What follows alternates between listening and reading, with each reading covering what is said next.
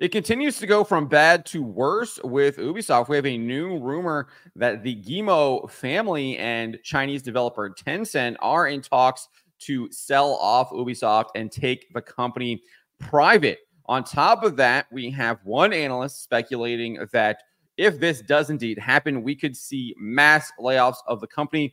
Up to 30 to 40% of the company could be cut. Before we get to this, I'd like to ask you, please hit that subscribe button, hit that bell for notifications so you don't miss any of our future videos here at the Trent Report. Roll this up over at thatparkplace.com. And this new rumor comes to us from Bloomberg. And to my surprise, it was not from Jason Schreier, former Kotaku journalist, but it is from a number of names I'm unfamiliar with. Vinci Chan, Dong Cao, and Benoit Berthelot. I'm not sure how to pronounce their names, but they claim that Tencent Holdings and the Guillemot family, quote, are considering options, including a potential buyout of the French video game developer after it lost more than half its market value this year, according to people familiar with the matter. The report added the Chinese tech company and Guillemot Brothers Limited have been speaking with advisors to help explore ways to stabilize Ubisoft and bolster its value. The people said, asked not to be identified, discussing a private matter. One of the possibilities being discussed would involve teaming up to take the company private, according to the people. So that is the rumor from Bloomberg about what could happen with Ubisoft, the Guillemot brothers, and Tencent. And that isn't really a surprise because we did see AJ Holdings, the Slovakian investment firm, was actually calling for Ubisoft to do that just last month. In an open letter addressed to the Ubisoft board, CEO Yves Guillemot, Tencent, and the Guillemot family holding in the middle of September.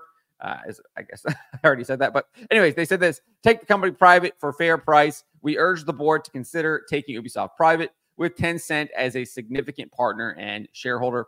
Ubisoft as a public company is under ongoing scrutiny to report better and better quarterly results to please investors, which may harm strategy going forward and is harming Ubisoft at this time when they need to think long-term to get new air into their exceptional franchises. Furthermore, the company noted this: if Guillemot and Tencent are not interested in Ubisoft value, we urge the current management not to block any takeover, as there are several PE groups that would be interested based on our research, PE being private equity.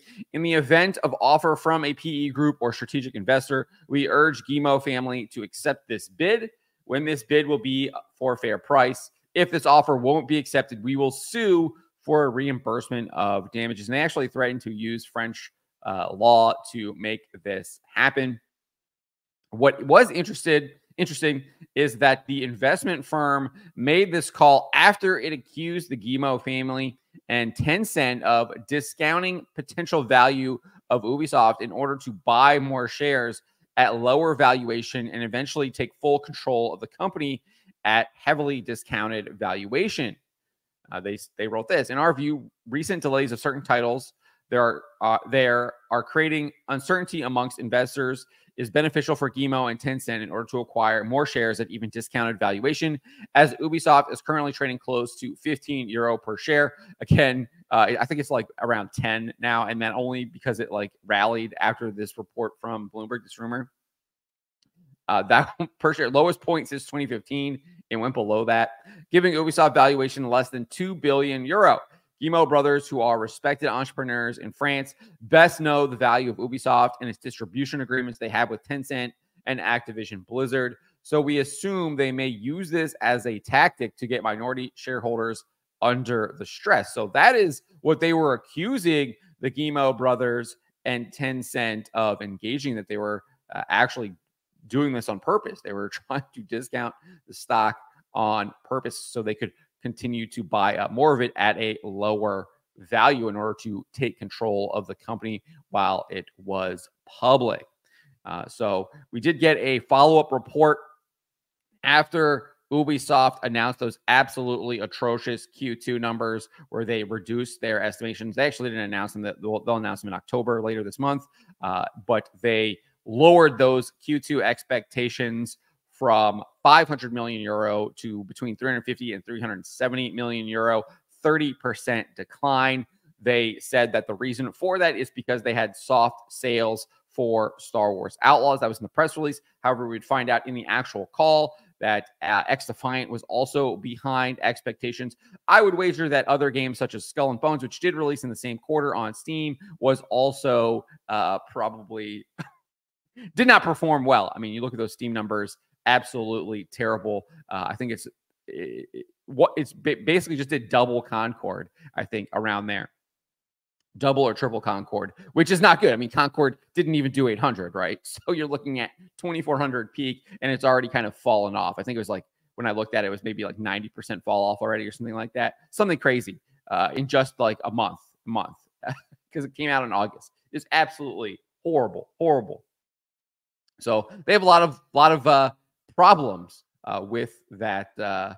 With their games, with Skull and Bones specifically, rumor that they spent around $650 to $850 million on that. And then also, we did have a rumor from Tom Henderson over at Insider Gaming claiming that Star Wars Outlaws only sold 1 million units in the first month it was on sale. That I do think is softer than expected. We had an investor back in, I forget what month it was, July maybe, basically saying that he was estimating, based on their 500 million euro expectation, that they would be selling around 5 million units. And he thought that was conservative at that time. So they only sold 20% of what an investor thought was a conservative estimate just a couple of months ago. That is how poorly that game sold. It did not sell well at all. But this is what AJ said after that report from Ubisoft. They said that it had, quote, gathered support from 10% of the French video game publishers' shareholders. AJ Investment only holds around 1%, not even that, I think. And most of the investors in Ubisoft are minority shareholders. So they actually had gathered support from a lot of these minority shareholders in the company, where they had 10%, and they were even claiming that they could get more because it also reiterated its call for Ubisoft to sell and take it private, and saying, we call on the management of Ubisoft to allow the sale of the company to third parties or private equity firms at a fair price. So basically, they want out of Ubisoft. They want Ubisoft to buy them out, take the company private, because they see it as a bad investment now for them. So as I said at the beginning, they are thinking about potentially cutting staff, or they would have to potentially cut staff by 30 to 40%. This came from Tom Henderson. He says, I wouldn't be surprised to see a significant reduction of about 30 to 40% of the staff if they do indeed take this company private, because they just cannot sustain the amount of people they have on staff. And if you look at their website, took a screenshot of it, 20,000 employees, they say, in over 45 studios across 30 countries. So we would be looking at between 6,000 and 8,000 employees being laid off at Ubisoft. And they've only done this to themselves.